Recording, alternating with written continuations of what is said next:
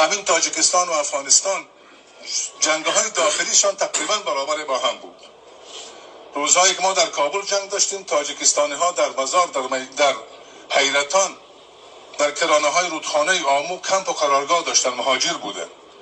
یک کشور ویران و درگیر جنگ بود، کشور تازه به استقلال رسیده بعد از فروپاشی شوروی که امکانات نداشت، اقتصادی نداشت.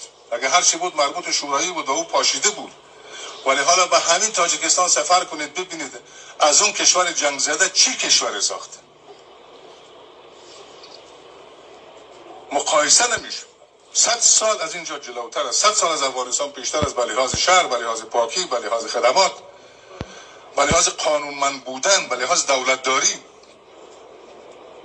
حالا جای دور من مثال نمیدم، همین تاجیکستان دوشنبه را بریم ببینید و اینجا را ببینید.